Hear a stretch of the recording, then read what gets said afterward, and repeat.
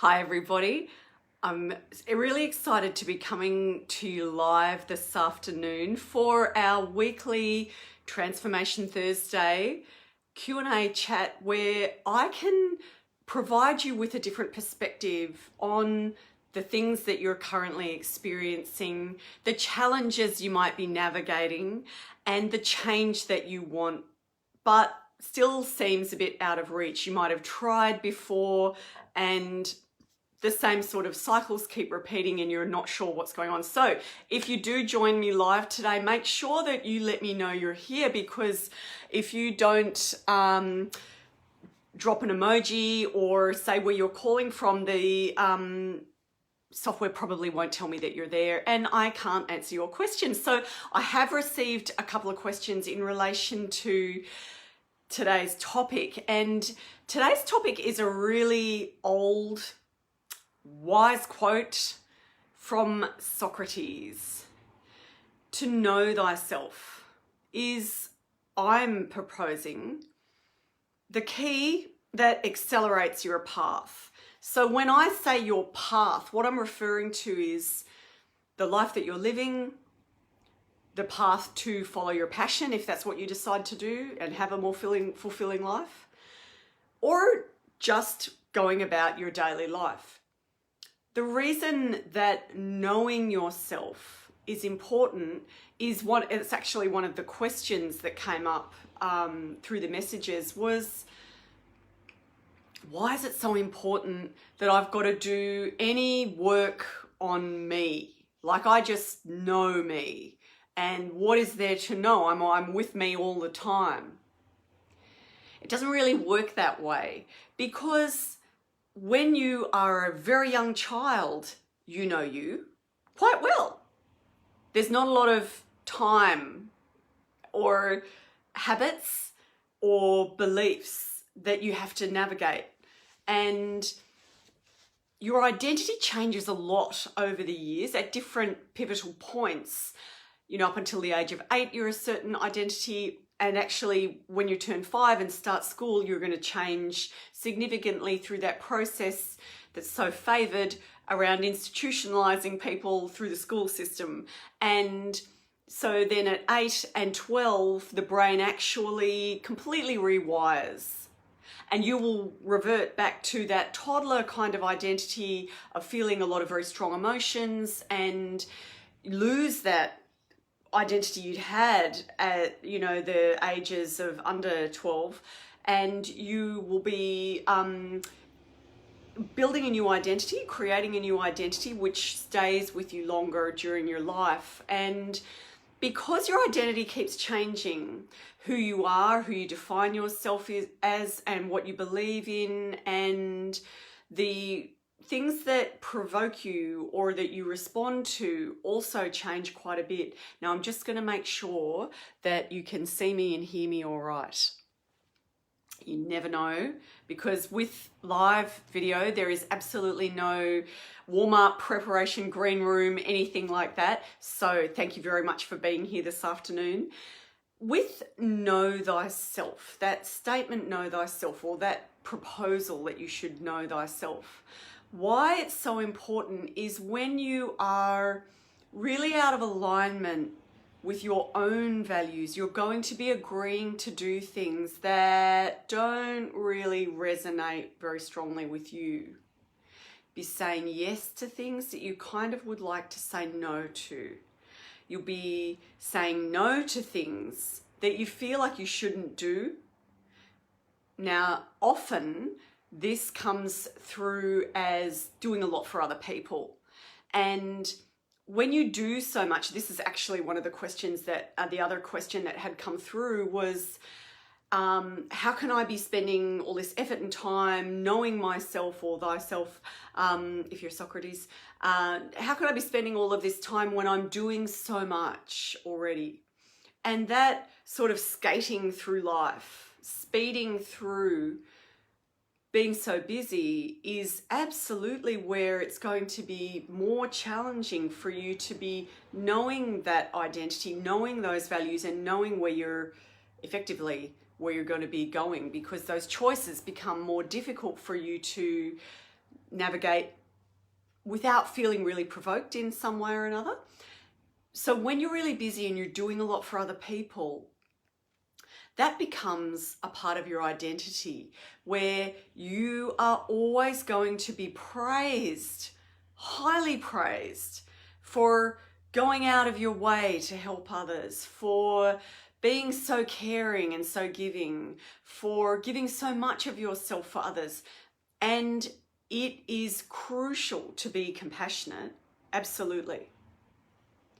But when you become the frontline worker, the emergency worker in your personal or professional life, like I don't mean actually being a professional nurse or fireman, woman, I mean being the first person that everybody thinks they can just call to do something for them or sort out their stuff or lend a listening ear on a regular basis, it's going too far. But you're always going to get a lot of praise for that. And when you wind back human evolution to the times when people were existing in more cave-dwelling tribal environments, and beyond that in those continuing community and tribal and village environments, compliance, being part of a bigger set of beliefs and helping out were kind of the ways that you could belong and not be rejected by that community. They were survival skills, and parts of the brain still operate from those really primal aspects of you. And now if you're tuning in today, we're talking about why knowing thyself or oneself is absolutely key in accelerating you on your path. And each Thursday I drop in here for Transformational Thursday free feedback and sounding board and advice for you around the things that you might be navigating at the moment. So if you're tuning in, make sure you let me know where you're watching from, because I always come back and watch the comments, look at the comments in the replay, because so many of the best conversations happen in the replay, absolutely. So talking about those ancient communities where the survival instinct was, I've got to fit in and belong and be part of that bigger group and do what the group wants and play my role in that group. It's a really basic human need to belong. And when you are putting others' needs ahead of your own all of the time, not just when there's an exceptional situation happening or one-off thing, you're constantly putting your own needs second and becoming more and more detached from your values. This, don't get confused. This is not about not being compassionate. This is about self-compassion, because when you are trying to make a decision, you're not going to be able to trust your decision when you are usually not listening to the part of you that is crying out for, having a chocolate biscuit or whatever the thing is that you want. You might feel like, oh, I shouldn't do that. I don't really mean the chocolate biscuit. That's getting into a whole other debate. It's more like taking time out for yourself, having a walk alone, having a time alone, having a bath alone. If you've got young children, forget it. That's like an absolute privilege.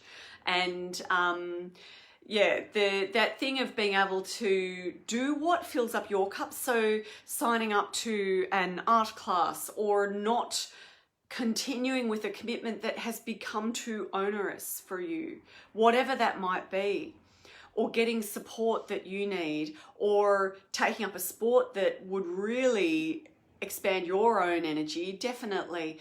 These are the things that you are drawn to, but when you're forever not doing them and you're tolerating aspects of your life rather than getting lifted up by aspects of your life, you're going to be becoming very numb to what you really want. And how can you know yourself? How can you make decisions that you trust because you know what you want? you know what resonates the deepest with you? How can you trust your own decisions? The stuff that is where the work lies is the stuff that you are hiding, the stories that you've never shared, the experiences that hurt you that you've never talked to anyone about. That stuff that gets swept under the carpet is where the magic lies, basically, because it resonates with you in a really big way. It had a big impression on you, and probably a negative one if you're not looking at it. Or the fact that you can't pursue the passions you want to pursue, that block and barrier to that might be something else that you're not looking at. You might have commitments and beliefs around what's possible for you. And those beliefs are not actual facts. They are things that have been created by experiences in life and choices, past choices and that type of thing. So really learning how to unravel parts of yourself is where it becomes really important to give it the time and space that it needs, that self-reflection, that journey that's needed. And doing that often will require going into a bit of a sacred space. So that might be to see a therapist or a counselor or someone that you trust as a confidant. Hard to find these days.